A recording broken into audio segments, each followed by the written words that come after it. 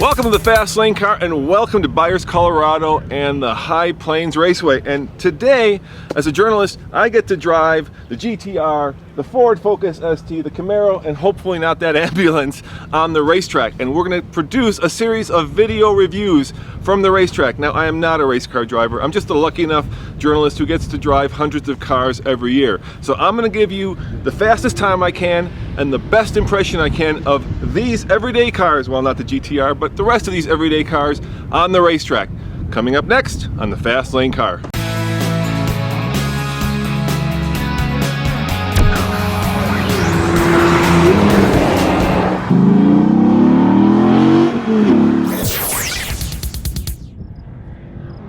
Bring you 10 road cars reviewed on the racetrack.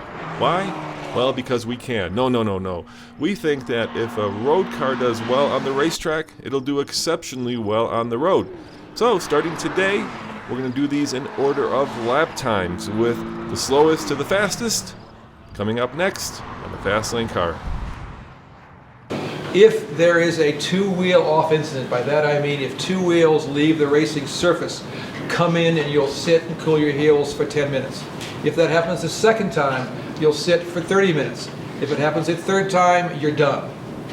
Okay? Four wheels off is obviously the same thing, but all four wheels are off the road surface. Then you come in the first time, sit for 30 minutes, second time, you're done. Any car contact, you're done. Okay? If there's a spin, we consider that four off. So if you spin, come in, sit 30 minutes. All right, here I go. I am in the Honda, and I have it in sport mode. This is the Accord. This is a car that will not see a lot of racetrack duty, but Honda does come from a racing background. They have been in and out of Formula One a whole bunch. So let's see if that racing technology has actually made it into their family sedans. So on the road, this car is very sporty. It's probably one of the sportiest of the bunch in this class, excluding the Mazda 6. So let's see how it actually does when push comes to shove on the racetrack. Now this is my out lap, which means I get to learn the car a little bit. I'm not going for a time. I'm just seeing kind of how the car behaves. And I can immediately tell you that what feels sporty on the road feels less sporty on the racetrack. I've got it floored, 80 miles an hour, 7,000 RPM. It's very gingerly. I mean, this is set up to be a family sedan. Of course, it's front-wheel drive.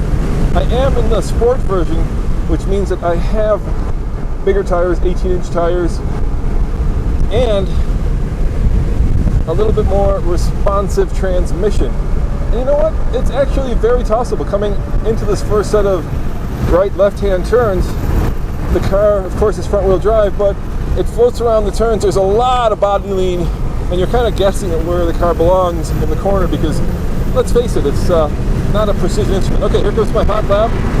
Just crossed the start-finish line. I'm following a SRT Jeep Grand Cherokee, which has about twice as much power as this car does.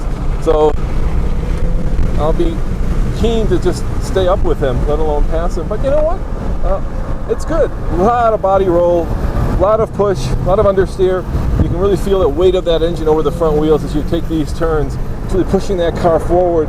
And those tires, even though they're 18 inches, are really working. Okay, here comes the back straightaway. I've got it floored. 7,000 RPM is where it shifts. 80 miles an hour. Here comes 90. Here comes 95. And I'm going to hit the brakes very soon. All right, into the brakes and cut this corner. Oh yeah, oh, not bad. Those brakes are very responsive. I'm quite impressed. Once again, I'm not letting that SRT Jeep get the best of me. It's pushing a lot right now. And here I go. One more turn and we'll be through the start-finish line. Carrying a lot of speed on the pedal out of the turn to get as much speed out of this as I can coming across the start-finish line. And here comes the start-finish line, and there's my time. 1:12:28. 1:12:28. So, you know, for a family sedan, that's not bad. And it's actually quite tossable and quite drivable on the racetrack. Just because, you know, it doesn't have a huge amount of power, it doesn't have a huge amount of torque, at least on the racetrack, and so it doesn't scare you, like for instance that GTR behind me does.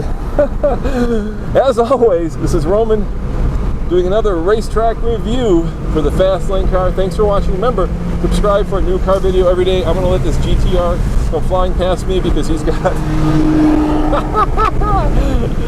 a lot more speed and power than I have.